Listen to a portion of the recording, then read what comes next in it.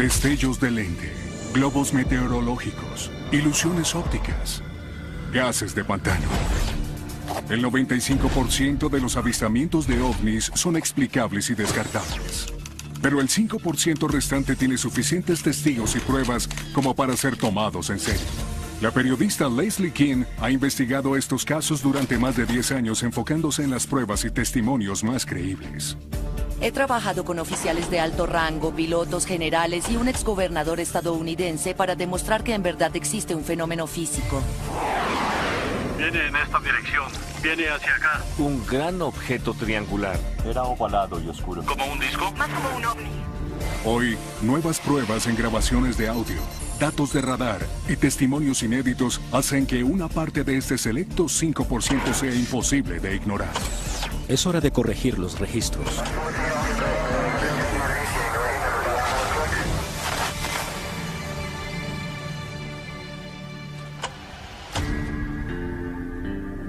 La gran mayoría de reportes de ovnis son hechos por civiles, en casos aislados, con 1 o 2 testigos y pueden ser fácilmente descartados.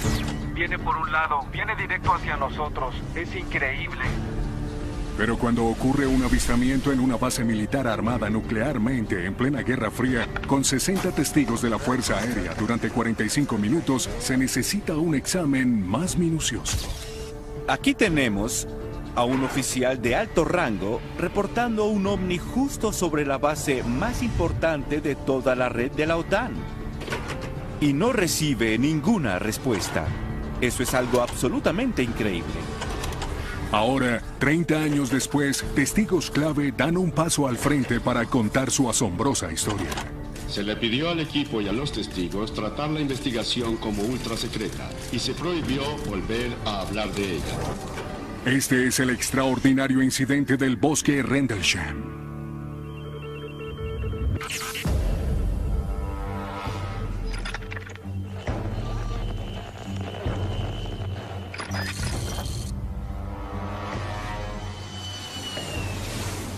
Soy el coronel Charles Holt. En 1980 era subcomandante de la Fuerza Aérea en Bentwaters, Woodridge, Inglaterra. Para entonces, esa era la unidad de combate más grande del mundo libre. Nuestra misión como instalación de la OTAN era estar siempre preparados. Temprano en la mañana del 26 de diciembre, fui a buscar el reporte de novedades, que es una lista cronológica de lo que ocurrió en las últimas 24 horas. Cuando entré en la oficina, el sargento en la recepción comenzó a reír. Me dijo: «Coronel, no va a creer esto. Anoche, 3 de nuestros hombres estuvieron en el bosque cazando ovnis. Informaron que creían haber visto una aeronave descender. Cuando fueron a investigar, tuvieron algún tipo de experiencia». Yo les respondí: «Al respecto, anota que vieron algunas luces y déjenlo así por ahora». Holt espera que las historias de ovnis se olviden, a pesar de los rumores en la base sobre una extraña nave vista en el bosque durante la noche de Navidad. Pero en cuestión de días se ve forzado a actuar. 2 noches después tuvimos la fiesta de Navidad. Acabábamos de cenar y esperábamos el postre cuando el teniente de aviación nos dijo al comandante de la base y a mí: «Debemos hablar. El ovni volvió a aparecer». Estaba seguro de que podía resolver eso. Tomé mi grabadora de bolsillo que siempre llevo conmigo y un PN-27, que es un contador Geiger, y salimos al bosque. Más tarde, la noche del 27 de diciembre de 1980, el coronel Holt va con un equipo de 4 oficiales, entre ellos un comandante de aviación y un experto en desastres, hacia el supuesto lugar donde aterrizó la nave 2 noches atrás. ¿Quién diría que encontraríamos a la mitad de los oficiales de seguridad allí? Entre 5 y 7 vehículos todoterrenos, camionetas de 6 puestos tratando de iluminar el bosque. Pensé, es un desastre para la opinión pública. Por eso les pedí que terminaran con eso y que volvieran a la base con lo que pudieran llevar. Tomé mi pequeña grabadora y fui al bosque con un reducido grupo al supuesto lugar de aterrizaje. Hallamos una pequeña marca. Esta zona parece alterada. Tenemos lecturas positivas. Mira, ¿es el epicentro? Afirmativo. Holt y su equipo hallan 3 hendiduras con forma de triángulo en el supuesto lugar del aterrizaje. ¿De qué clase de lectura se trata? Tengo 7 décimas aquí. ¿7 décimas en el centro? Sí. Las lecturas de radiación son 10 veces mayores a la normal o al nivel histórico, lo que sugiere que hay algo más sobre el avistamiento de lo que pensaba Holt al comienzo. Había marcas del lado de los árboles que daban al lugar y algunas ramas en el suelo. Al mirar arriba, vimos una abertura entre los árboles. Era evidente que algo había bajado a través de ellos. Durante la investigación oímos que los animales de granja, como las vacas y gallinas, se alteraron por un breve instante y luego hicieron mucho silencio.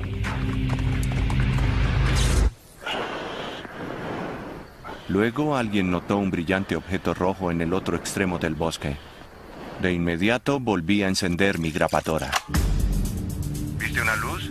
Espera, ¿dónde? En esta posición, aquí, enfrente. Entre los árboles. Ahí está de nuevo. Mira, frente a mi linterna. Ahí está. Sí, ya la veo. ¿Dónde está? No lo sabemos, señor. Sí, es una extraña luz roja. Está a unos 400 metros o más. Vamos al borde del claro para poder verla mejor. A medida que Holt y su equipo se apresuran para acercarse, los detalles del objeto se hacen más claros. Era ovalado, de color naranja rojizo, y goteaba algo como metal derretido que caía al suelo. Tenía un centro oscuro. Era de color negro intenso y esto parpadeaba, casi como un ojo. Se movía horizontalmente entre los árboles a casi 2 metros del suelo, zigzagueando y rebotando un poco como si buscara algo. Definitivamente estaba bajo un tipo de control inteligente. La descripción de Holt coincide con muchos otros avistamientos de ovnis. A menudo, los testigos reportan óvalos rojos que se mueven y buscan como si estuvieran bajo control inteligente.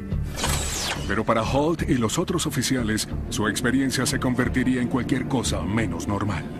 Parece que se mueve un poco en esta dirección. Está más brillante que antes. Viene hacia acá. Definitivamente viene hacia acá. No tengo ninguna duda. Esto es extraño. Lo vimos durante unos 2 o 3 minutos. Y de repente se dividió silenciosamente en otros 5 objetos blancos y todo desapareció. Esto nos conmocionó a todos. Pensaba que nunca podría explicarlo.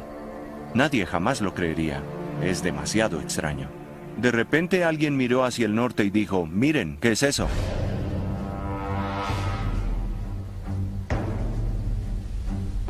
Vimos 4 o 5 objetos con forma elíptica con luces multicolores. Estarían a una altura de casi 1000 metros. Se movían a gran velocidad con movimientos angulares y repentinos. Oímos muchas voces en las radios. Siempre tuvimos problemas para comunicarnos, había mucha interferencia. Algunos dijeron que proyectaba una luz sobre los almacenes de armas y nos pusimos nerviosos por lo que ocurriría. Se alejan muy rápido. El que está a la derecha también se aleja. Van al norte. Se aproxima desde el sur, viene hacia nosotros. De repente uno pasa sobre nosotros, se detiene y nos proyecta una luz a los pies. Cuando la luz bajó, nadie se movió. Creo que nadie lo hizo, todos estaban impactados. Pensé que debía haber alguna razón para esto. ¿Se comunicarían? ¿Era un arma? ¿Una advertencia? ¿Qué hacemos ahora? Holt y sus hombres quedan paralizados por la nave que se posa sobre ellos. La experiencia les resulta desconocida a estos profesionales militarmente entrenados. Nunca había visto algo así y mientras estábamos ahí de pie, de repente, desapareció. Pensaba que eso no tenía ninguna explicación real. ¿Para qué involucrarme? Eso no iba a impulsar mi carrera.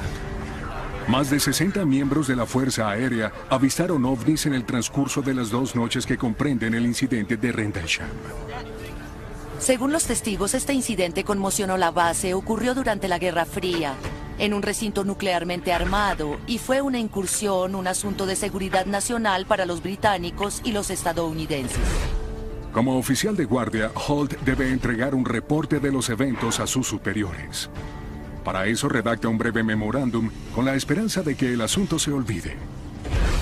Como la base se ubica en Inglaterra, el memorándum es reenviado al ministro de Defensa británico, quien declara el evento como de poca importancia para la defensa y cierra el caso.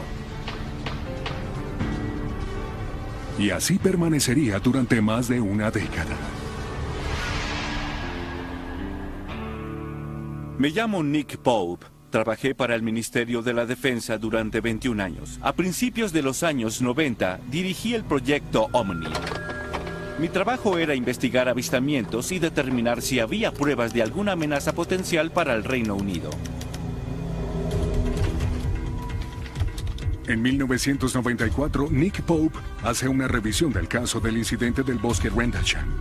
Una de las cosas que me motivó fue la aparente falta de cualquier respuesta formal al reporte del coronel Holt.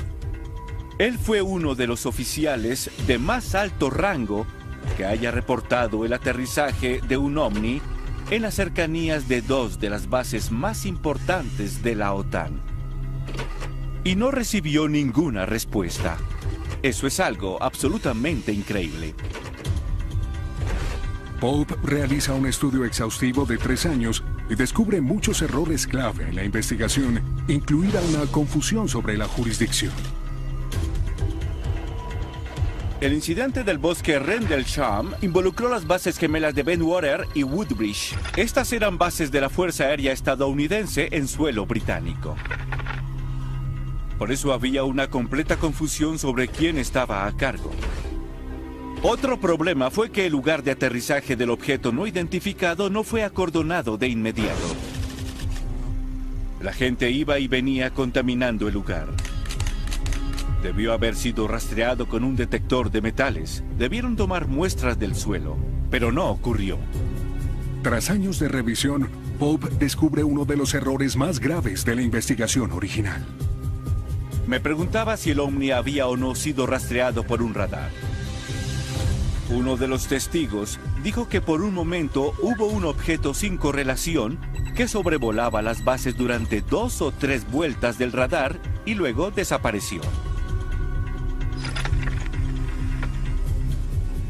Pero cuando los estadounidenses reportaron esto al Reino Unido, la fecha estaba errada. Es decir, el ministro de la Defensa veía una noche equivocada. Y para cuando notamos el error, la cinta del radar había sido destruida. La investigación original había sido fatalmente saboteada.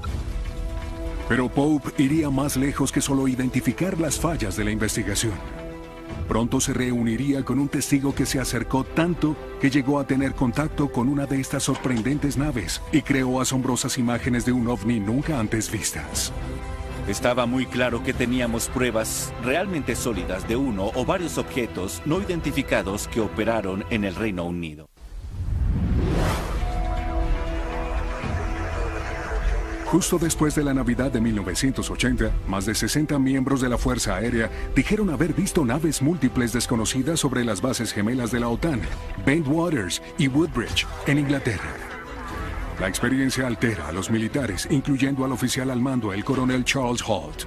Pensaba que nunca podría explicar esto. Nadie jamás lo creería. Es demasiado extraño. El avistamiento nunca se explica oficialmente, dejando a los testigos con la duda de lo que vieron.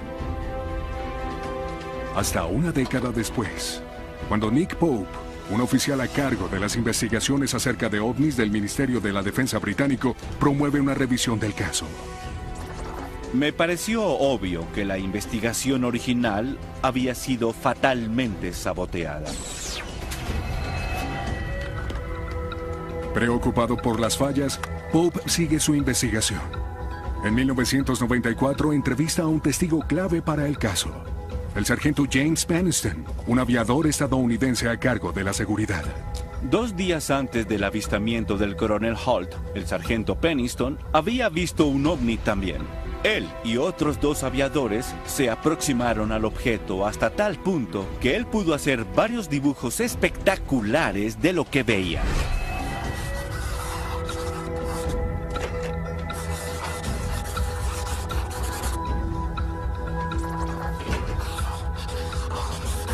Claramente Peniston se acercó mucho. Se puede ver la forma triangular aquí. Es interesante saber que se encontraron hendiduras en el lugar de aterrizaje con forma triangular. Y hubo lecturas de alta radiación donde se encontraban esas hendiduras.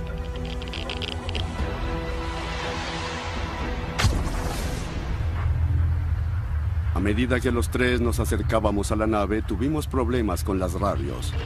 El aire que nos rodeaba estaba cargado eléctricamente y podíamos sentirlo en la ropa, la piel y el pelo.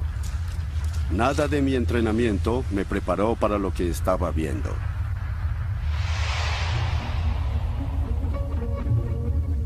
El sargento Peniston observó la nave durante 45 minutos. Uno de los datos más intrigantes fueron los extraños símbolos que vio a un costado, que dijo que le recordaban a los jeroglíficos egipcios, y los dibujó en su cuaderno de novedades.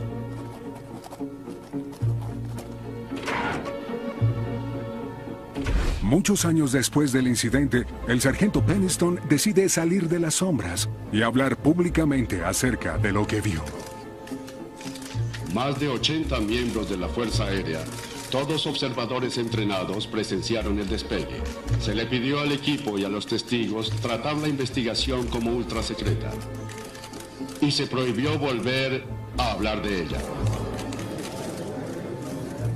Al ver el incidente del bosque Rendlesham, era muy obvio que teníamos pruebas sólidas para armar un caso sobre ovnis. Que había uno o varios objetos no identificados operando sobre el Reino Unido.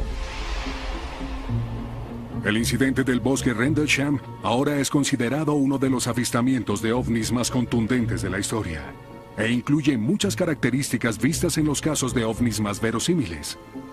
Naves triangulares y en forma de disco que se mueven silenciosamente y que aceleran instantáneamente a velocidades desconocidas.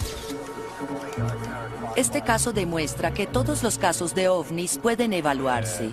Y si se añade que todos involucran a militares de alto rango, oficiales del gobierno, pilotos y otros casos que se han investigado oficialmente, se crea un corpus de pruebas que sencillamente no puede ignorarse. Hay algo muy extraño.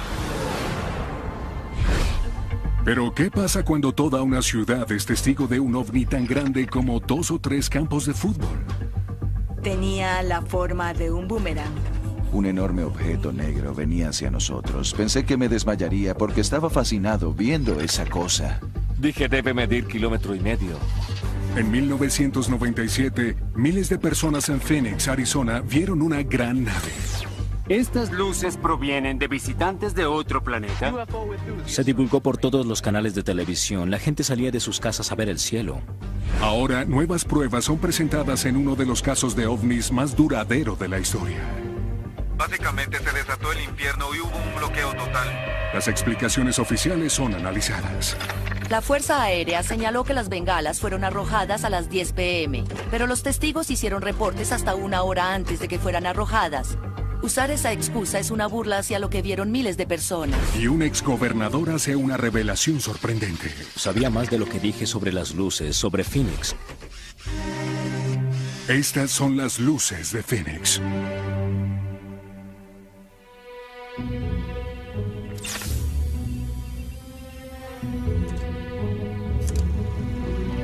Soy Fife Symington, exgobernador de Arizona, y en la primavera de 1997 hubo un evento poco usual que ocurrió cuando era gobernador. Supongo que mucha gente lo conoce como las luces de Phoenix. Fue la noche del jueves 13 de marzo de 1997 a las 8:30 p.m. Mi hija Mónica vino corriendo a decirme que algo venía desde el borde de la montaña Camel Black. Entonces, 4 de los niños salieron a ver y yo salí con ellos. Al mirar hacia el norte, mi esposa y yo notamos 3 luces blancas de forma triangular que se acercaban a nosotros. Tenía 5 luces enormes al frente y tenía la forma de un boomerang. Era una nave sólida, silenciosa, muy cerca del suelo, y lo que me sorprendió fue su tamaño. Increíblemente enorme, absolutamente gigante. Ni siquiera hay centros comerciales así de grandes. Nos quedamos viéndolo como flotaba justo sobre la casa. Quizá lo vimos en su totalidad entre 5 y 6 minutos. Con mi esposa nos miramos a los ojos y le dije, acabamos de ver nuestro primer ovni. ¿Estas luces provienen de visitantes de otro planeta? Cientos de personas en la ciudad creen que hay una gran posibilidad. Lo describen como un gigante boomerang muy iluminado que planea en el cielo. No hay explicaciones oficiales de esas extrañas luces. Se divulgó por todos los canales de televisión. La gente salió de sus casas a mirar el cielo y recuerdo que miles de personas en la ciudad vieron las luces. Llamaron a la oficina del gobernador y al Departamento de Seguridad Pública. La gente quería respuestas. Yo mismo comencé a hablar con la dirección de la Guardia Nacional y tenía a miembros de mi equipo comunicándose con la base Luke de la Fuerza Aérea para saber si volaba alguna nave exótica sobre el valle, pero no obtuve respuesta. Todos decían lo mismo. Por Dios, no sabemos qué es. Algo extraño sucedió en el cielo de Arizona que aún no ha sido explicado. Los fanáticos de ovnis lo consideran un avistamiento muy importante. Algunos pilotos afirmaron verlo, pero los radares militares no rastrearon nada. Lo que haya sido puso al pueblo de Phoenix a mirar al cielo. Durante las semanas que siguieron al incidente, hubo más de 700 testigos que reportaron a oficiales locales y al Centro Nacional de Reportes de OVNIs, una organización privada en Seattle, Washington. Entre los testigos había pilotos, oficiales de policía y militares profesionales. Aunque las descripciones de la nave difieren, muchas características primordiales prevalecen. Es un enorme objeto sólido, no solo luces, en forma de delta o triángulo. Y no hace ruido al moverse sobre el valle.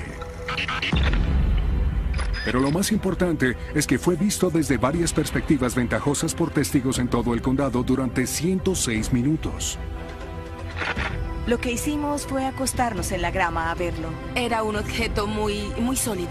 Era algo inexplicable. Es real. Fue un gran avistamiento de ovnis. Los vieron miles de personas a lo largo del estado de Arizona. Y por eso esperaban una respuesta seria del gobierno.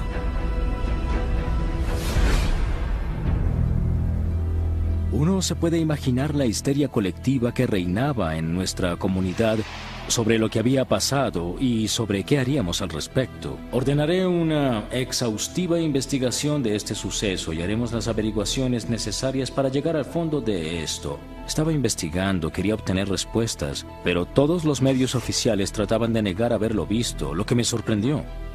La concejal Barwood tomó las riendas. Ella llamó al senador John McCain, quien fue el primero en conseguir información de la Fuerza Aérea. La Fuerza Aérea le dice al senador McCain que las luces eran bengalas arrojadas por la Guardia Nacional entre las 9:30 y las 10 p.m.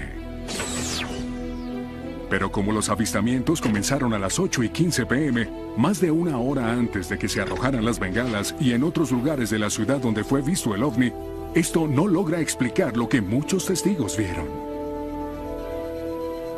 Fueron arrojadas cerca de las 10 de la noche al sureste de Phoenix. No estaba en la ciudad o en el condado. Lo que mi esposa y yo vimos ocurrió a las 8:30. Creo que este enorme objeto apareció cerca de las 8:30 y las autoridades lo encubrieron arrojando las bengalas a las 10. Fue un evento intencional, sí.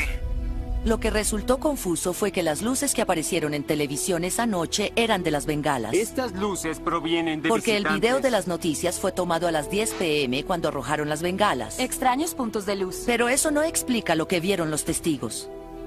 Las bengalas fueron arrojadas 2 horas después de que comenzaron los avistamientos. Eran 2 eventos separados.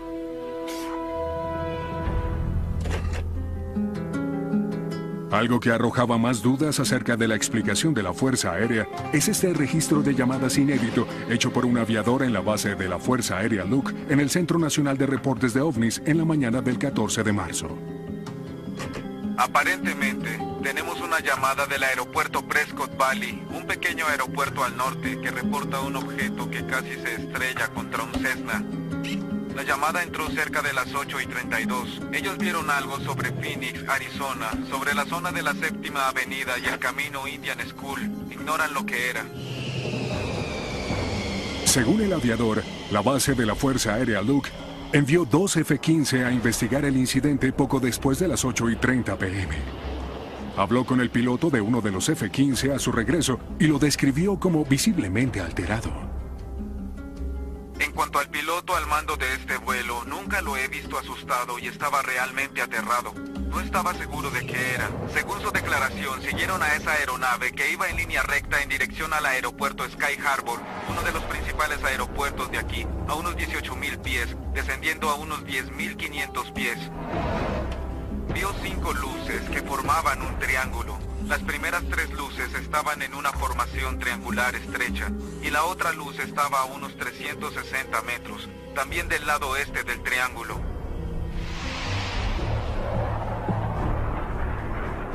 Se asustó mucho y luego de que aterrizaron en la base tuvimos un bloqueo.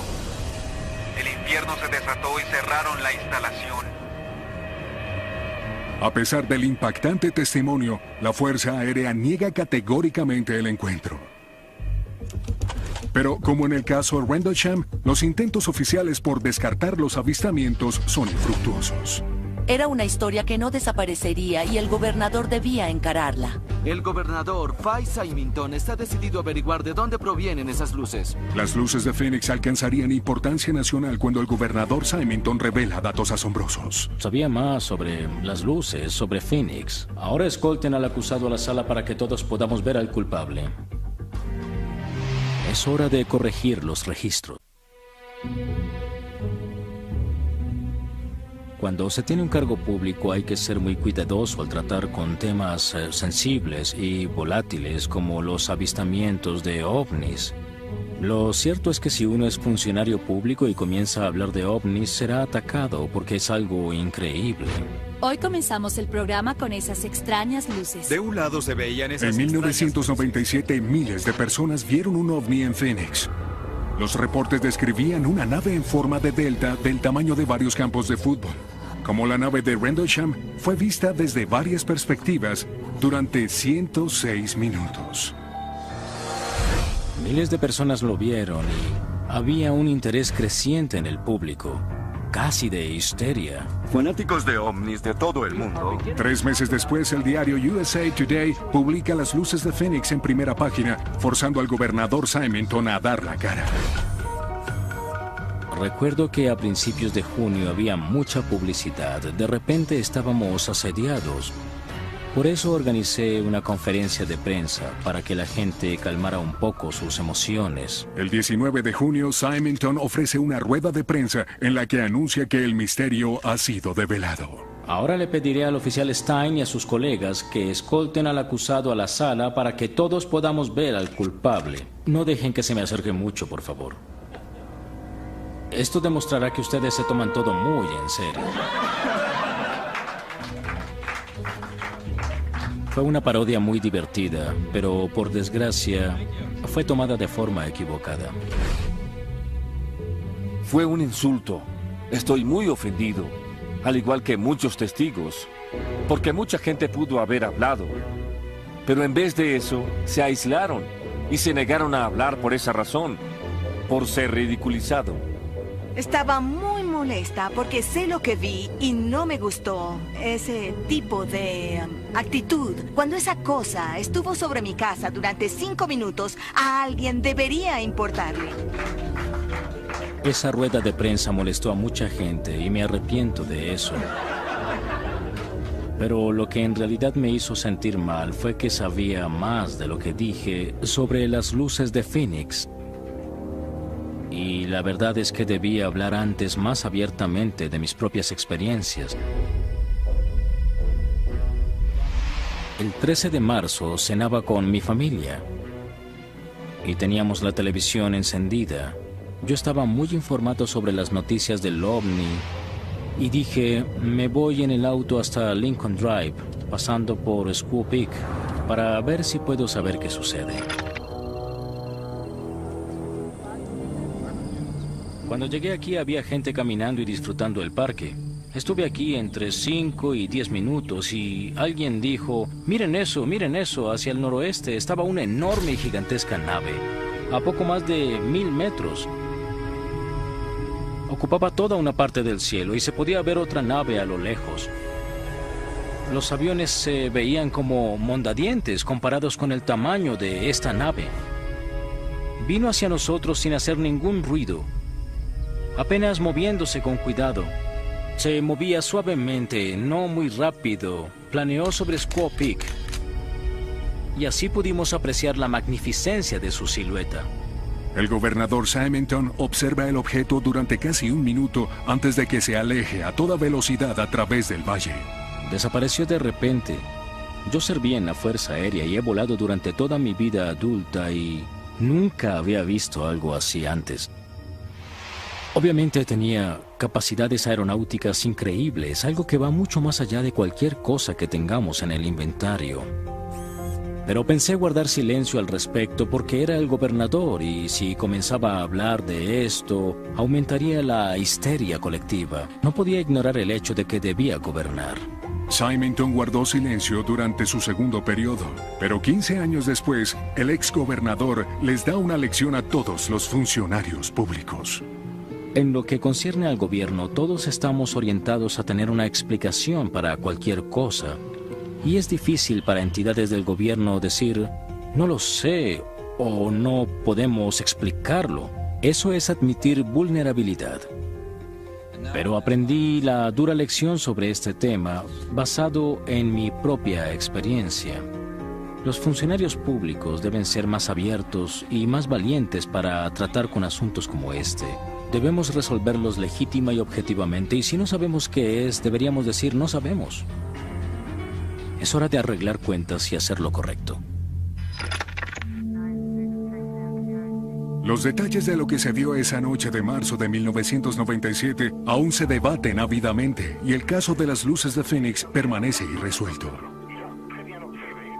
Lo que quedó claro es que el caso reveló la urgente necesidad de un estudio de ovnis, un proceso gubernamental oficial para recibir e investigar los reportes. Justo como es ahora, el pueblo estadounidense no cuenta con un cuerpo oficial al que puedan recurrir si tuvieran algún tipo de evento que consideraran necesario reportar. Es interesante que en lo que respecta a la comunidad de aviadores, la AFA insta a sus empleados a no notificar a nadie acerca de un avistamiento de ovni. En realidad están diciendo en su propio manual que nosotros, el gobierno estadounidense, no queremos escuchar absolutamente nada sobre avistamientos de ovnis. Los pilotos y las personas de la comunidad de aviadores particularmente son testigos excelentes, pero muy a menudo, cuando ven ovnis, no hacen reportes porque sienten que ello podría afectar sus carreras. Eso es un gran problema porque hace que el caso sea más difícil de reportar y limita la información disponible sobre el fenómeno. Sin una agencia oficial que registre los avistamientos, aunado a los reportes ridículos circundantes, es imposible registrar con precisión la frecuencia y magnitud de la actividad ovni. Particularmente en la comunidad de aviadores, esto pone en riesgo la seguridad. Si estos objetos voladores no identificados son reales, las colisiones en el aire con nuestras naves pueden ser catastróficas. Atención, torre, habla Dave. Hola, Dave. Habla Sue desde la torre. ¿Viste un disco volador en la C-17? No vi nada, Sue. Y si así fuera, no lo admitiría. Menos de una década después de las luces de Phoenix, estos eventos son divulgados como una incursión de ovnis en uno de los aeropuertos más transitados de los Estados Unidos. Muchos pilotos y trabajadores de United Airlines juran haber visto un ovni. Definitivamente no fue un avión como lo conocemos. Reportes frívolos y sensacionalistas acerca de ovnis inundaron la Internet, haciendo más difícil que nunca poder diferenciar lo creíble de lo cuestionable. En respuesta, un grupo de expertos establece parámetros investigativos y científicos para evaluar las pruebas de este fenómeno. Uno de ellos es la periodista veterana Leslie Kean. He investigado el tema de los ovnis durante unos 10 años. Siempre enfocándome en información sólida y fehaciente. Pruebas de radares, fotografías, pruebas físicas evaluadas en laboratorios. Ignoramos material orientado a conspirar que abunda en la cultura e inunda Internet. En enero de 2007 me sorprendió una historia asombrosa que estaba en la primera página del diario Chicago Tribune. Varios empleados de United Airlines vieron un objeto como un disco metálico sobre una de las terminales, específicamente sobre la puerta C-17. Fue a una hora pico, era una tarde atareada entre las 4 y 4:30. Muchas personas en tierra lo vieron, también pilotos, miembros de tripulación, directores y personas que mueven los aviones. Medía entre 7 y 25 metros y estuvo sobre la puerta C-17 durante al menos 5 minutos. Luego la cosa salió disparada hacia las nubes que había en lo alto y dejó una forma muy definida en la nube, como un molde de galletas. Los testigos, profesionales entrenados de la aviación, estaban perplejos por lo que habían visto. Llevo mucho tiempo en el departamento de aviación, O'Hare. Definitivamente no fue un avión como lo conocemos. El caso O'Hare se suma a la montaña de información sobre ovnis, haciendo eco de características comunes de los avistamientos de ovnis anteriores. Era un objeto en forma de disco que planeaba silenciosamente y aceleraba instantáneamente a velocidad desconocida. Pero la prueba más importante estaba a punto de ser revelada. Atención, torre, habla Dave. Hola, Dave, habla Sue desde la torre. ¿Viste un disco volador en la C-17? No empieces, Sue. Meses después del incidente, King obtiene una copia de las grabaciones de la torre de control, con una grabación inédita de una supervisora de United Airlines, reportando el avistamiento. Bien, lo siento. ¿En qué puedo ayudarte? Hola, lo siento. Le decía a Dave que había un disco volando sobre Charlie 17 y él pensó que estaba ebria, pero no lo estoy, no estoy bebiendo. Sí. Alguien debe tener una foto de eso. Si la llegan a ver... ¿Un disco? ¿Como un frisbee? Más como un ovni. Sí, está bien. Bien, adiós. Muy bien, estaremos pendientes. Esta es una prueba importante. Demuestra que había algo ahí que fue reportado a la torre, pero aún así fue tratado como si fuera una broma. Y creo que eso se debe en parte a la política de la AFA de descartar reportes de ovnis. Así se trate de un espacio aéreo restringido o un aeropuerto transitado en medio de la hora pico, nadie sabía que haría esa cosa. Fue una importante amenaza. Al principio, la AFA no dijo nada, pero cuando se divulgaron las grabaciones, debían decir algo. Debido a la presión del público, la AFA publica una explicación 2 meses después del avistamiento. Lo primero que dijo la AFA es que esto fue un reflejo de luz proveniente de un banco de nubes. Dijeron que las luces de los aeropuertos hacen cosas extrañas en las nubes. El problema era que las luces del aeropuerto no habían sido encendidas aún. La segunda explicación que dio la AFA fue que se trató de un fenómeno atmosférico, específicamente una nube perforada. Una nube perforada es un fenómeno natural originado por la caída de cristales de hielo de un banco de nubes sobre otro, lo que hace que se perfore un orificio en la nube más abajo. El problema es que debe haber temperaturas bajo cero para que ocurra. Sabemos que la temperatura era muy cálida en O'Hare ese día. La temperatura no estaba bajo cero a nivel de esa nube. Por ende, es imposible físicamente de que ese evento haya sido causado por una nube perforada. Por último, el caso O'Hare y la respuesta de la AFA son la forma típica como el gobierno de los Estados Unidos trata los avistamientos de ovnis.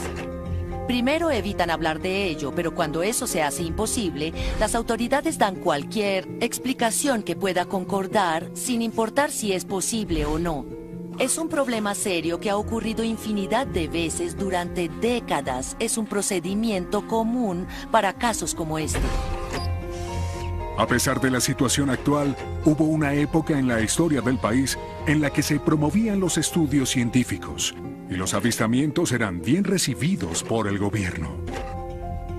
Durante los últimos 3 años, un gran número de personas sanas y confiables se han visto involucradas en el tema de los platillos voladores. Leemos y hablamos al respecto, preguntándonos sobre estos reportes de fenómenos extraños en los cielos.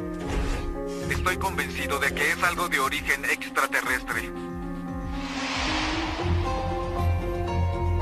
En los años 50 y 60 hubo muchos avistamientos reportados. Había mucha cobertura en los medios y el gobierno no podía decir qué ocurría. Esto fue durante la Guerra Fría, por lo que había gran preocupación en la opinión pública sobre cosas inexplicables en el cielo. Entonces el gobierno creó una agencia adscrita a la Fuerza Aérea llamada el Proyecto Libro Azul, cuyo propósito era recopilar reportes del público e investigar casos. El proyecto Libro Azul fue lanzado oficialmente en 1952. El equipo de 5 personas recibió más de 1.500 reportes solo durante el primer año. Yo iba conduciendo hacia el norte por la autopista 101 cerca de las 3 de la tarde. Noté unas luces azules que opacaron las de mi avión. Miré a mi derecha y vi en el cielo 3 tubos de luz fluorescente. Estaba sorprendida. Prácticamente pasó volando sobre mi cabeza. El objeto viajaba en línea recta. Conté 8. Venían directo del mar. Comencé a oír un sonido agudo como un silbido. Vi una luz hermosa, plateada y un poco rosada. Entre 1952 y 1969, el proyecto recibió más de 12.000 reportes de ovnis, de los cuales unos 800 siguen aún sin resolverse. Es claro que el alcance del fenómeno ovni es mucho más amplio de lo que puede manejar la Fuerza Aérea. El proyecto Libro Azul estaba viciado desde el principio. Tenía pocos empleados, era obsoleto y pasó a ser un ejercicio de relaciones públicas para la Fuerza Aérea. Por eso, en 1966, se decidió que su futuro dependería de un estudio financiado por el Estado en la Universidad de Colorado. El estudio estaba encabezado por el Dr. Edward Condon, un físico ex jefe de la Oficina Nacional de Estándares. Condon siempre estuvo predispuesto contra los ovnis. En un artículo de 1967 dijo: "Mi opinión es que todo eso es infundado, pero no debería llegar a esa conclusión hasta el próximo año". El reporte de Condon se completó en 1968 e incluía varios análisis acerca de los casos no resueltos de ovnis en sus 1.500 páginas. Pero todo eso se ignora en un informe de 2 páginas escrito por el mismo Condon que declara que los posteriores estudios científicos acerca de ovnis no se justifican. En 1969, la Fuerza Aérea anuncia el fin del Proyecto Libro Azul, que se haría efectivo al mes siguiente. Desde entonces, el informe ha sido citado infinidad de veces por oficiales y científicos para justificar la desestimación de los estudios de ovnis. Es toda una tragedia. Era la única investigación oficial hecha por el gobierno. Cuando se cerró, la edad de oro del estudio sobre ovnis en los Estados Unidos había terminado. Desde 1970, muchos casos han desafiado las afirmaciones que hicieron cerrar el Libro Azul. Pero un avistamiento en 1986 en Alaska produciría una prueba tan sólida que debía tomarse en serio. Sí, habla 1-2 de nuevo. Hemos confirmado que hay un objeto volador cerca de la brigada 1550. ¿Te está siguiendo? Así parece, sí. En este caso, un capitán con 30 años de experiencia puso en riesgo su reputación al reportar una gran nave que lo siguió durante casi 1 hora. Un encuentro que crearía el registro grabado más largo sobre ovnis hasta hoy. Una prueba tan sólida que sería llevada hasta la Casa Blanca. Estábamos muy emocionados y cuando le pregunté qué creía que era, dijo, es un ovni. Mi nombre es Richard Haynes y he sido investigador científico de la NASA desde el año 1967. Mi interés en los fenómenos aéreos comenzó al menos hace 30 años, cuando aún era escéptico y estaba convencido de que podría explicar estos fenómenos. Pero tuve la oportunidad de hablar con pilotos comerciales que volaban en nuestros simuladores. De vez en cuando algunos pilotos me contaban historias increíbles que les habían sucedido. Con el pasar de los años me di cuenta que estaba equivocado, que no podía explicar los fenómenos. Por eso en los años 70 comencé a recopilar entrevistas personales a pilotos. A veces en las cabinas de los aviones, otras veces simulábamos un encuentro real. Y así llegué a recopilar más de 3.000 avistamientos de casi todos los países del mundo. Muchos de estos avistamientos eran muy serios. Todos serían calificados como de alto riesgo dentro de los estándares de la Administración Federal de Aviación. Por eso, en aras de preservar la seguridad aérea, creamos el CENARFA, el Centro Nacional de Aviación sobre Reportes de Fenómenos Anómalos. CENARFA es un centro de reportes para pilotos y controladores aéreos que quieran reportar avistamientos de una forma confidencial. Esto es muy importante porque muchos pilotos temen por sus carreras. Creen que serían ridiculizados y eso implica que si alguien ve cosas mientras vuela, no está apto para volar un avión. Eso es absurdo. Le hemos dado la vuelta a esa situación. Habla 1-2 de nuevo. Hemos confirmado que hay un objeto volador cerca de la brigada 1550. ¿Te está siguiendo? Así parece. Cambio. En 1986, el CENARFA se entera sobre un avistamiento en Alaska que sería uno de los casos de pilotos más conocidos. Un investigador clave es el ex jefe de la división de la AFA, John Callahan. Fui el director de la División de Investigaciones de Accidentes y de la División de Evaluación de la AFA.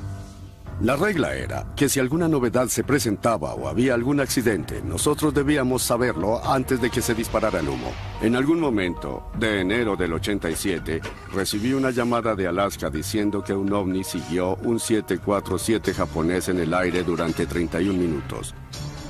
Los medios se enteraron, querían más información y nadie sabía qué decirles. Yo les dije, está bajo investigación. También les dije que recopilaran toda la información, las grabaciones de voz, los registros de computadora y militares y las enviaran en el vuelo de medianoche al centro de enseñanza AFA. Callahan conforma un equipo con analistas de la AFA quienes sincronizan el radar con la transmisión de radio del piloto. El resultado fue grabado en este video por Callahan y será una pista esencial para resolver el caso. Aquí vamos. Centro Anchorage. Aquí Japan Air 1628. Tenemos a la vista dos objetos como a 1500 metros adelante. Radar rastreando la nave. El capitán Kenju Terauchi es un capitán con experiencia de Japan Airlines que llevaba un avión de carga 747 de París a Tokio. Creyó haber visto algún tipo de prueba militar muy avanzada. Cuando observó su radar a bordo, notó un gran objeto a unos 11 o 15 kilómetros delante de él y llamó a la AFA para saber si tenían algo transitando por su ruta. Japan Air 1628, ¿podría identificar el tipo de aeronave que ve? ¿Podría diferenciar si se trata de militares o civiles? Aquí Japan Air 1628. No podemos identificarlo, pero sí podemos ver que tiene luces de navegación y luces estroboscópicas. Al ver estas pruebas de radar, el equipo de Callahan puede confirmar el objeto no identificado cerca del avión de Terauchi. Pero es en esta inédita entrevista hecha por el Dr. Haynes con el piloto japonés lo que ilustra los detalles extraordinarios de la nave. Lo que me dijo era totalmente sorprendente. Era un objeto enorme, más grande que su propio avión. Tenía la forma de una nuez grande, tanto como 3 o 4 portaaviones. Emitía luces y una nave más pequeña iba y venía hacia la nave más grande. ¿Cuánto tiempo le tomó moverse desde la posición de las 12 en punto? Fue muy rápido. Yo lo miraba, pero mis ojos no pudieron seguir su movimiento. El capitán Terauchi no inventó excusas para estar asustado. Dijo que tenía mucho miedo. El capitán y su primer oficial esperaban una colisión y estaban sujetándose. Tan grave como eso fue. El controlador de Anchorage se tomó en serio el avistamiento. Su próximo paso fue confirmar la presencia del objeto con la base de la Fuerza Aérea Elmendorf.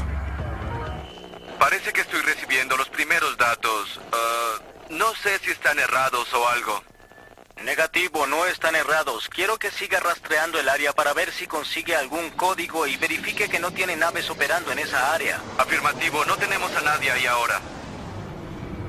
El militar vio los objetos. El controlador que opera los radares también los ve. Según el piloto, hay una gran nave por aquí que se queda con él por un rato. Japan Air 1628. Señor, haga un giro de 360 grados a la derecha e infórmenos. Entendido, 360. Cuando el capitán Terauchi se aproximaba a Fairbanks, recibió autorización para realizar un giro de 360 grados. Quería alejarse rápido de ese objeto que se encontraba a su izquierda. Tal vez supuso que el objeto continuaría en línea recta y él iría hacia la derecha dejándolo atrás. Pensamos que se había ido porque solo podía ver nuestras luces de giro. Recuerdo que pensé que todo estaba bien y nada había pasado. Luego, cuando giré de nuevo en dirección a Anchorage, lo vimos de nuevo. Nos siguió durante todo el giro de 360 grados. Habla 1-2 de nuevo. Hemos confirmado que hay un objeto volador cerca de la brigada 1550. ¿Lo está siguiendo? Así parece. Cambio. Cuando Terauchi hizo su giro de 360 grados, el objeto giró en redondo con él. Lo que es muy interesante porque debía estar volando más rápido que ese avión para dar el giro. Por eso el fenómeno debió haber estado bajo un buen control, quizás inteligente para mantener una posición precisa con el avión. El piloto y el copiloto lo ven. La base militar y el controlador de Anchorage lo rastrean en el radar. Además, un avión de pasajeros de United Airlines cercano también reporta tránsito desconocido en el área. Los avistamientos de Alaska comparten muchas características con los casos de ovnis más verosímiles, incluyendo Rendlesham, Phoenix y Chicago. Es un objeto enorme en forma de disco. Se mueve bajo aparente control inteligente y es capaz de alcanzar velocidades desconocidas.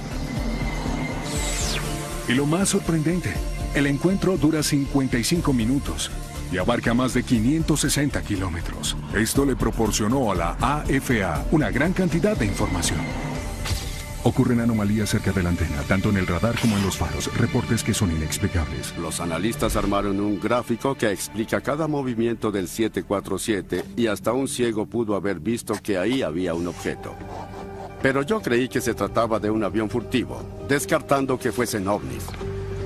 Cuando Callahan vuelve a Washington, revisa el material con un equipo de científicos de la Casa Blanca. Había 3 científicos del equipo de Reagan, había otros 3 que eran de la CIA, y les reproduje la grabación 3 veces. Pero sí podemos ver que tiene luces de navegación y luces estroboscópicas. Cuando terminó el video, todos estaban emocionados, estaban ansiosos. Morían por poner sus manos sobre esta información. Era la primera vez que tenían más que varios minutos de registros de radar para continuar. Luego el sujeto de la CIA apunta al monitor y dice: este evento jamás ocurrió. Nunca. Nunca estuvimos aquí, lo aseguro. Confiscaremos toda esta información y todos guardarán el secreto. Entonces le dije: ¿qué cree que sea? Aún pienso que es un portaaviones. Y dijo: es un ovni. 2 meses después de la reunión de Callahan, la AFA publica una explicación oficial del avistamiento, que como en Phoenix y Chicago intenta borrar el fenómeno. Dijeron que fue un faro descompuesto, que era un objeto fantasma, que era una mancha, que nunca sucedió. Pero los pilotos japoneses no ven objetos fantasmas, ni manchas, ni faros descompuestos. Solo vemos un punto o una barra en el radar. Hay que confiar en lo que diga el piloto que hay allí. Vi muchas boquillas y también muchas lucecitas. El capitán Terauchi decidió hacer público su encuentro poniendo en riesgo su reputación. Por su voluntad de cumplir con los trámites y ser entrevistado intensamente, Japan Airlines decidió que él no debería volar más. Le dijeron que volara un escritorio, por decirlo de alguna manera. Este caso demuestra lo que está en riesgo. Hasta que el gobierno estadounidense cambie su política sobre avistamientos de ovnis, los testigos siempre tendrán miedo de salir a la luz con pruebas críticas e importantes. Así es como avanza la ciencia, permitiéndole a la gente describir lo que ven sincera y abiertamente. Nunca llegaremos al fondo de este fenómeno hasta que tengamos una divulgación. Hoy día, si se visitan páginas en Internet como YouTube, se ve toda clase de videos de ovnis y hay una gran cantidad de videos falsos y fotos alteradas con programas de computadora. De esta manera, es casi imposible poder escuchar una voz que resalte entre tanto ruido. Las únicas fotografías importantes son las que han sido analizadas minuciosamente y aprobadas. Esas muestran objetos voladores no identificados genuinos.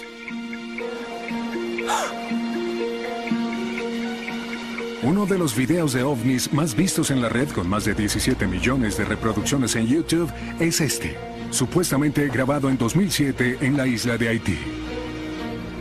Además de otras imágenes enviadas por Internet, esto emocionó a los seguidores del fenómeno ovni. Pero con el avance de los programas de efectos especiales, se hace cada vez más difícil distinguir entre imágenes reales y falsas, lo que les da a los expertos en efectos visuales una opinión valiosa acerca del tema. Soy Doc Trumbull y me dedico a hacer películas de ciencia ficción con efectos especiales. Trabajé en 2001 Odisea en el espacio, Encuentros cercanos del tercer tipo, Blade Runner, Viaje a las estrellas, la película. Vivo de hacer naves nodrizas, naves espaciales y ovnis. Hoy tenemos una situación en la que todo el que tenga una computadora puede hacer ovnis. Puedo hacer ovnis falsos en mi teléfono celular. Están por todos lados. Mi creencia personal es que existe algo muy real, pero nunca he visto una fotografía que no haya podido duplicar o falsificar digital, óptica o fotográficamente para hacerla ver igual. Por eso soy mi peor enemigo en ese tema, porque sé lo que es posible. Durante su último proyecto, Trumbull comparte su opinión sobre la autenticidad del video de Haití de 2007. Me parece que es muy bueno. No creo que sean ovnis reales, pero creo que es un efecto especial muy bien elaborado porque hay movimientos de cámara muy dinámicos que se ajustan al movimiento irregular de la cámara con el movimiento del objeto. Parece que tienen una nave con trayectorias balísticas, lo que le da sentido a que vuelen en formación. Pero ocurren muchas cosas que hacen perder la ilusión hasta cierto punto, donde, bueno, congelaré la imagen. Miren estas dos palmeras. Son idénticas. Esta hoja, esta otra, esta y esta, en realidad son de una fotografía que tenía una palmera y se puso en dos lugares. En verdad, es la misma palmera dos veces. Eso no ocurre naturalmente, eso es imposible de lograr. Ocurren otras cosas, como cuando esta cosa pasa entre los árboles y, aunque sea una luz muy brillante, no afecta a estas hojas en lo absoluto. Debería haber más luz entre estas hojas, algún tipo de luz intermitente y alguna interacción, pero no hay nada. Bien, es buen trabajo, pero yo no lo creo.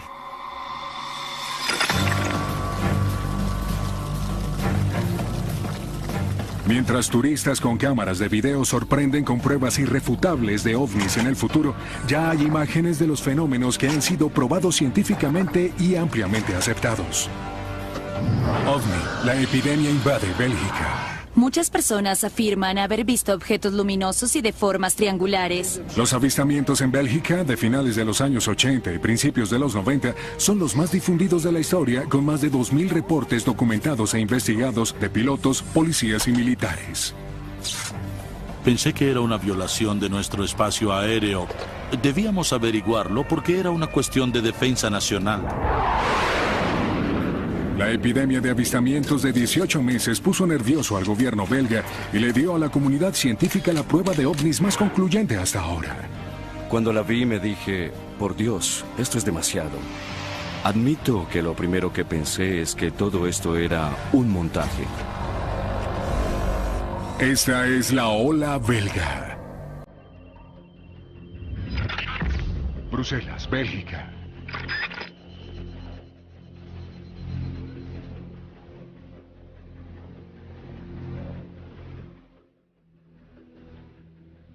Mi nombre es Patrick Ferrin y fui uno de los cofundadores de SOBEPS, que es una asociación sin fines de lucro dedicada al estudio de fenómenos aéreos y espaciales. En 1989, la situación estaba muy tranquila en Bélgica con respecto a los ovnis.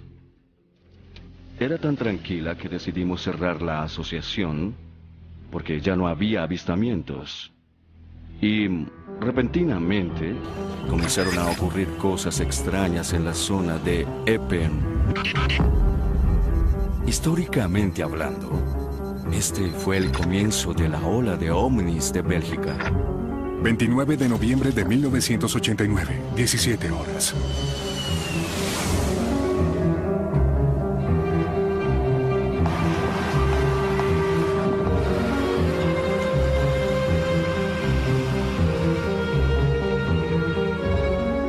Mi nombre es Albert Kreutz.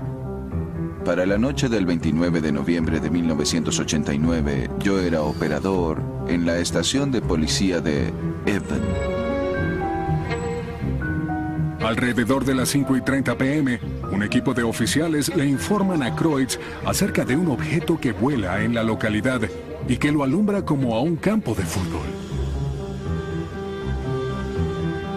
Bromeé con ellos ya que era finales de noviembre y se acercaba el Día de los Inocentes en la región. Entonces luego gritaron: "Observa por la ventana del último piso y lo verás".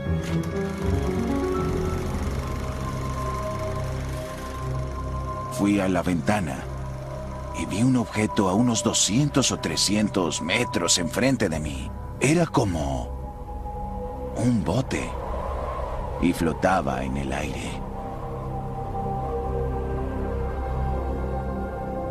Verlo fue espectacular. Me hizo pensar que no estábamos solos en este planeta, ni en el universo. Me pareció precioso.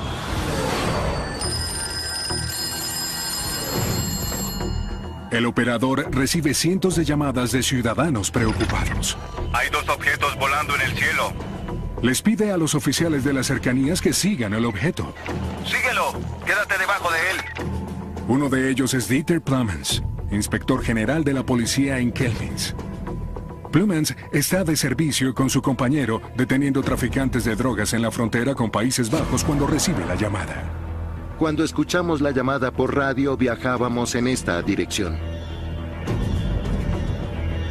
Entonces vimos una luz o algún tipo de objeto detenido sobre la torre Henri Chapelle. Y nos preguntamos, ¿qué es lo que estamos viendo?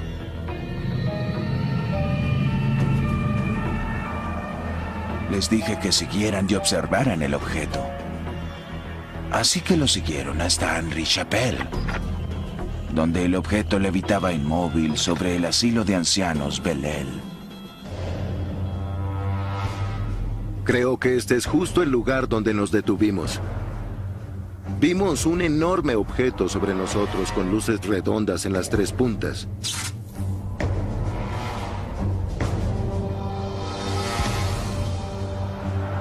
En algún momento, un objeto mucho más pequeño salió desde atrás. Tenía una luz rojiza, intermitente, sincronizada con una luz más grande.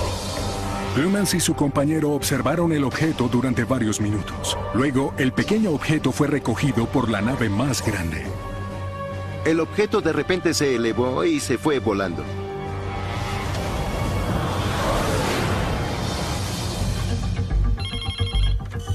Los informes de Kreutz y Plumens estaban entre los muchos que se hicieron esa noche.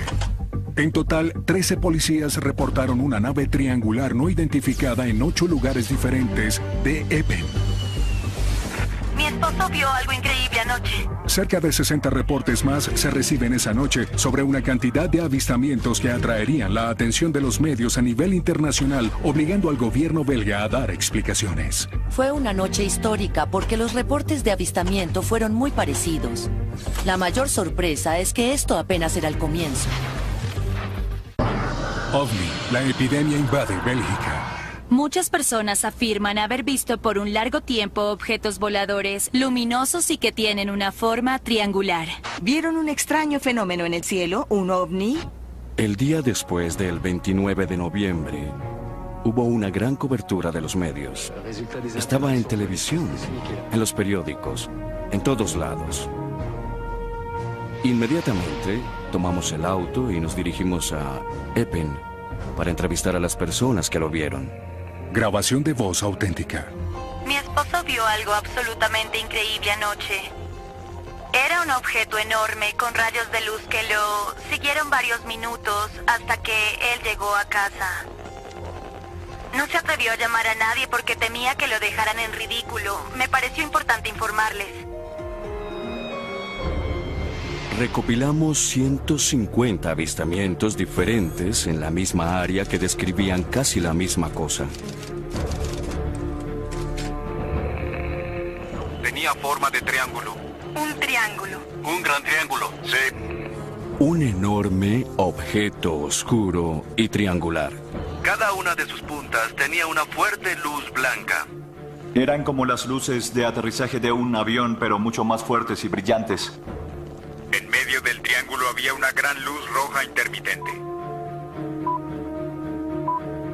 Lo que es muy interesante es que en 1989 no se reportó ningún objeto triangular. Y para entonces, en ovnilogía se hablaba mucho de platillos voladores, discos y cosas por el estilo, pero no de objetos triangulares ni tampoco oscuros. Eso era algo nuevo. Son reportados avistamientos de ovnis en la frontera belga. Los avistamientos en Bélgica del 29 de noviembre atraen la atención internacional, provocando una respuesta inmediata del gobierno. Se designa a un hombre clave para la investigación, el jefe de división Wilfred de Brouwer, jefe de operaciones de la Fuerza Aérea Belga. En 1989 yo estaba a cargo de la protección del espacio aéreo del país cuando se reportaron un total de 143 avistamientos en el área de Epen. Cuando se reciben tantos reportes a nivel militar, muchos oficiales los rechazan porque no están dentro de sus competencias. Es frustrante tener que declarar que uno ignora lo que está pasando. Cuando eso llegó a mi oficina, yo quise reaccionar de esa manera. Pero pensé que eso sería una intrusión en nuestro espacio aéreo, y siendo el país sede de la OTAN, debíamos averiguarlo porque era un asunto de defensa nacional. La primera acción de Brouwer fue comunicarse con la embajada americana para saber si algún avión se había dirigido al área sin previo aviso. Respondieron rápidamente y confirmaron que ninguno de esos aviones estaba en Bélgica. No son aeronaves americanas. Con eso descartamos esa teoría. Pero los avistamientos continuaron, incluyendo muchos casos donde mucha gente había hecho el mismo avistamiento. Oficiales de policía, militares, funcionarios del gobierno y un meteorólogo de la Fuerza Aérea. Eran testigos confiables. Todos estaban convencidos de que vieron algo excepcional.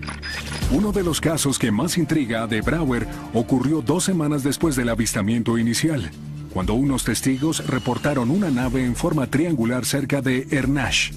De Brouwer se asombra, sobre todo por el testimonio del coronel André Amond, ingeniero civil y director de la infraestructura del ejército belga. Salí de mi casa con mi esposa para recoger a mi hijo en la estación del tren Gembloux. Vi 3 paneles amarillos moviéndose conmigo paralelamente de un lado del camino. Debajo había una luz roja intermitente. No sabía qué era. Mi esposa dijo que quizá se trataba de un avión, pero yo quería verlo, así que me detuve. Y el objeto se detuvo con mi auto. Así que aceleré y bajé la velocidad 2 o 3 veces. Y cada vez el ovni lo hacía conmigo. Luego el ovni se movió detrás del bosque Sartre-Nash. Así que giré a la izquierda y me detuve en una pequeña colina frente a una granja. El ovni salió detrás de los árboles por allá. Vi una enorme luz blanca acercarse hasta casi 100 metros de nosotros. Diagrama del coronel Amond. Se podía oír el tráfico de la autopista y a un tren pasando como a 1 kilómetro de ahí. Pero en ningún momento oímos algún sonido proveniente de este objeto, que teníamos apenas a 100 metros de nosotros. Lo observamos entre 6 y 8 minutos. Luego mi esposa dice, Andrés, sube al auto, esto no me está gustando nada. En ese momento la luz blanca retrocede y se aleja al este tan rápidamente como un parpadeo.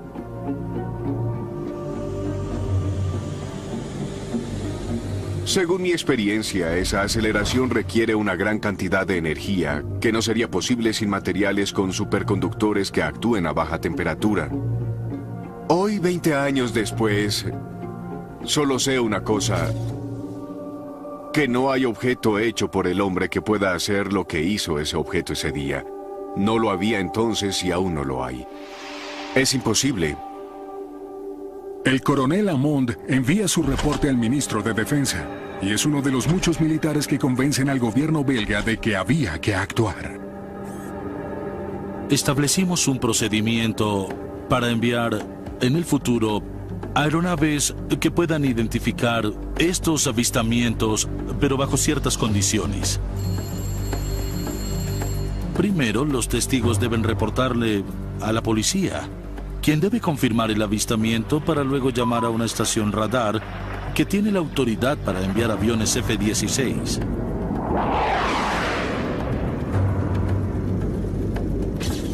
Soy Yves Milbergs. En 1990 volaba aviones F-16 en el Escuadrón 350 en Bélgica.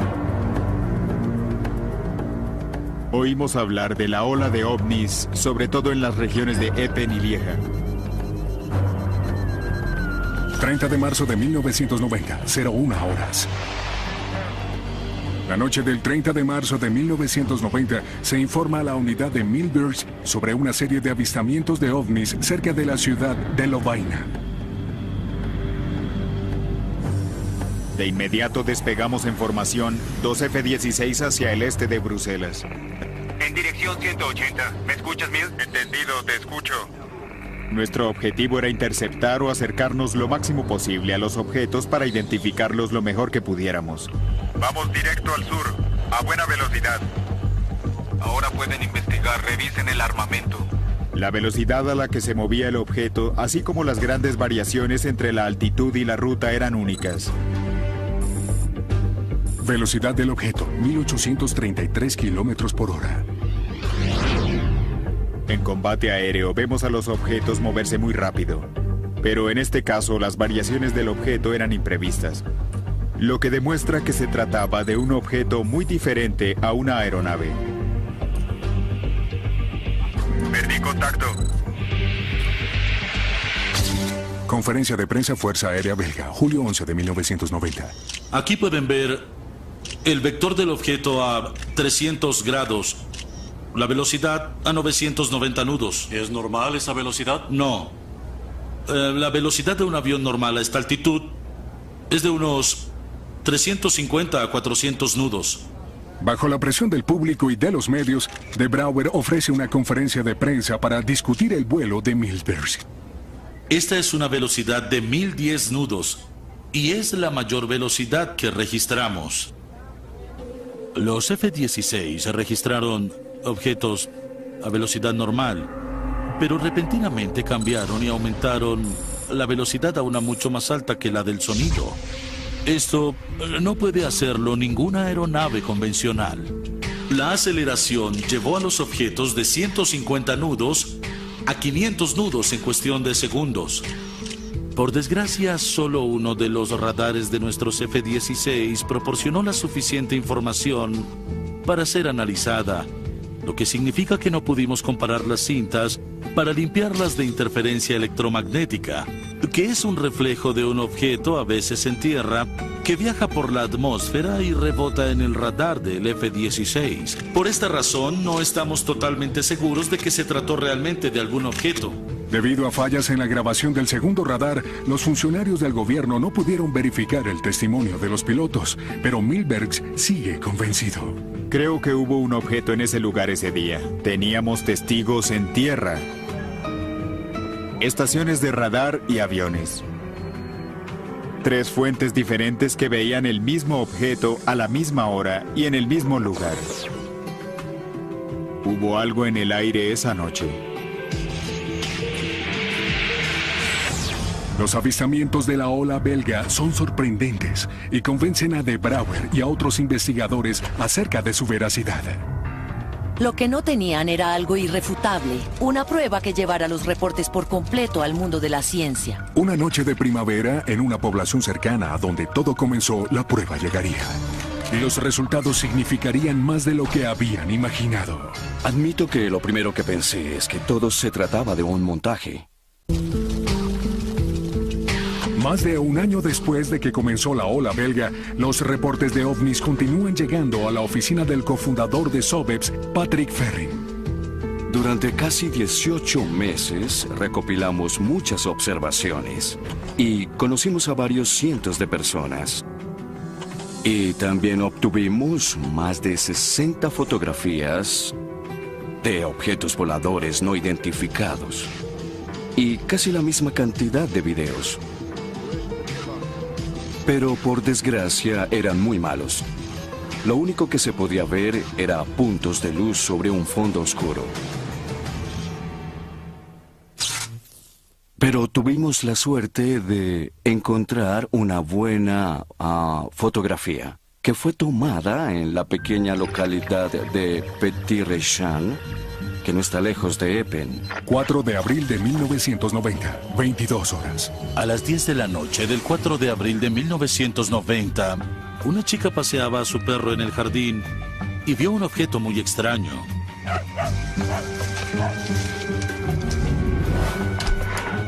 Entró a casa y le dijo a su novio: «Tenemos algo extraño afuera, ¿podría salir a ver?». Él salió y llevó su cámara. Solo le quedaban 2 fotos, así que se recostó en la pared y se quedó inmóvil. Y fijó un tiempo de exposición de unos 2 segundos. Tomó 2 fotos y cuando reveló el rollo, notó que una de las 2 fotos estaba vacía. No tenía nada, así que la desechó. Pero la segunda era interesante. Mostraba 3 luces y algo rojizo justo en el medio, pero nada más.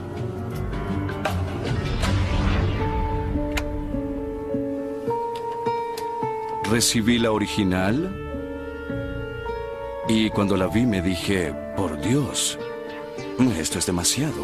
Y admito que lo primero que pensé es que se trataba de un montaje. Entonces construí un pequeño modelo y traté de reproducir lo que había en las fotos. Inmediatamente comprendí que no era un montaje.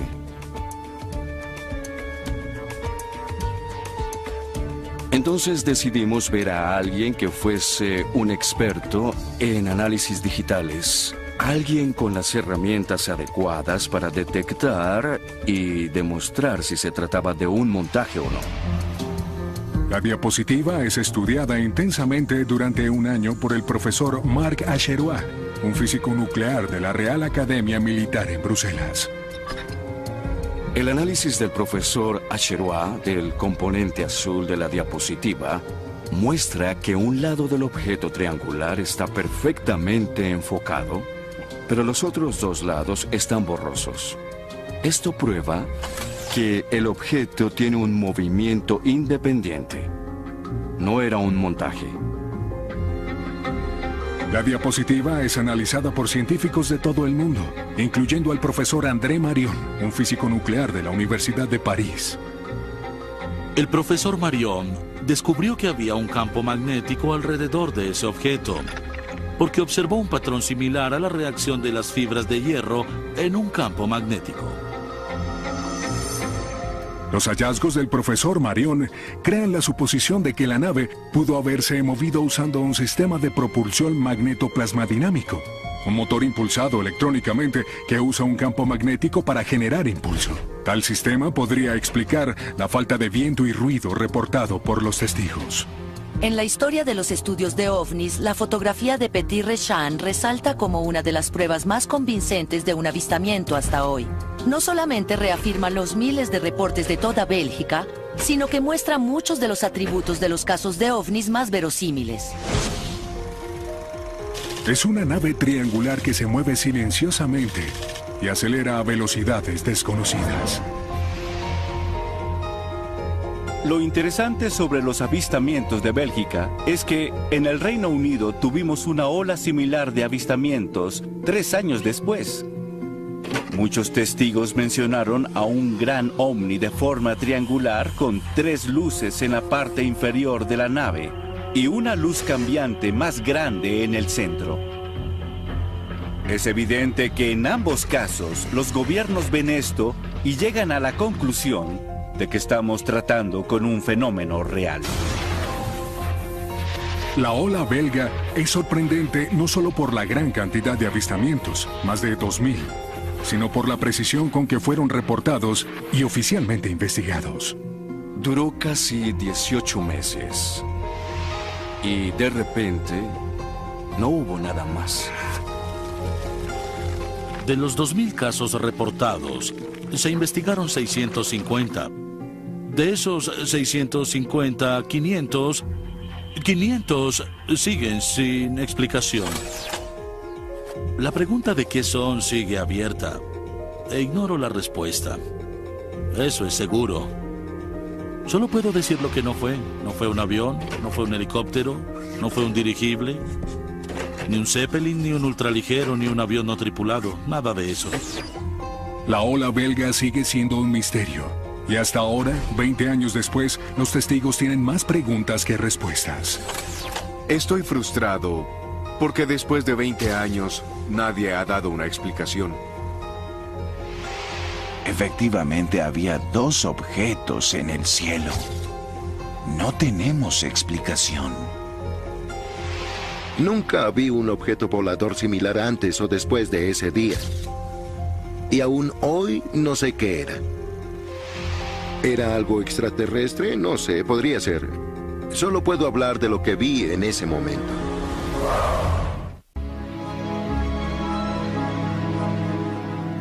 Para los miles de testigos de la ola belga y muchos otros que documentaron sus encuentros en bases militares, aeropuertos importantes o en los cielos sobre nuestras ciudades, hay solo una conclusión. Hay algo ahí afuera y debemos tomarlo en serio. La dificultad de estudiar ovnis, si de verdad son manifestaciones de civilizaciones avanzadas, es que estamos casi en la misma posición de un pequeño ratón de laboratorio, tratando de entender en qué consiste la civilización de los biólogos en el laboratorio. Está más allá de nuestra imaginación.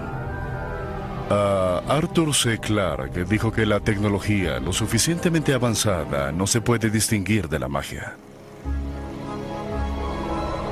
La historia está llena de testimonios de fenómenos nuevos, de fenómenos poco entendidos, que han sido ridiculizados y objeto de burlas. ¿Por qué? Porque la ciencia no ha tenido la oportunidad de examinarlos o no lo hará por distintas razones. Debemos revertir esta situación. En nuestra cultura tenemos la propensión a ridiculizar los avistamientos de ovnis. Es un problema y debemos ser más maduros al respecto en este país. No todos son luces de aviones, ni globos meteorológicos, ni bromas pesadas. Hay un fenómeno genuino aquí. Es algo que la comunidad científica debería querer ver. Deberían querer comprometerse con esto.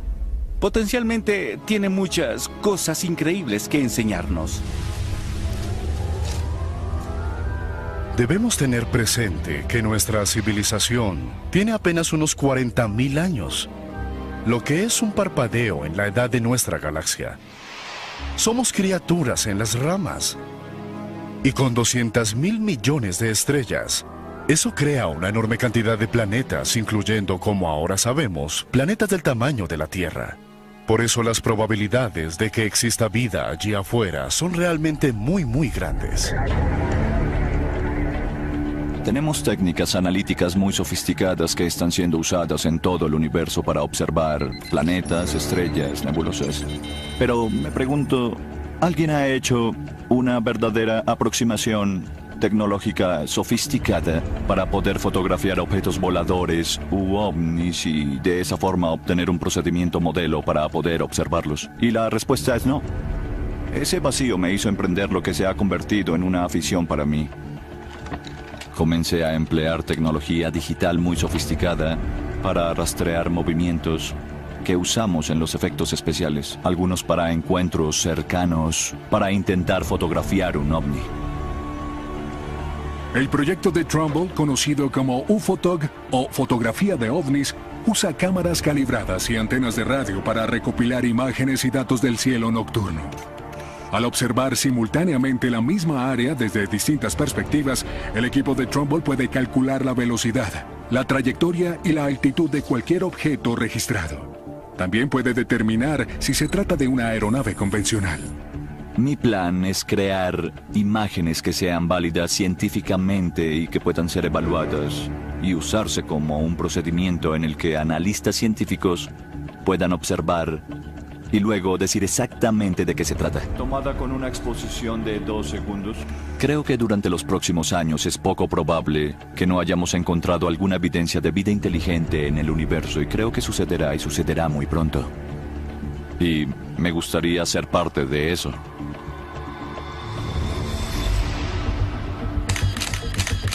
Es emocionante estar involucrado en una investigación de ovnis. Hay mucha oportunidad de que obtengamos información incluso más sólida. Pero debemos ser cuidadosos y mantenerla en los estándares más altos.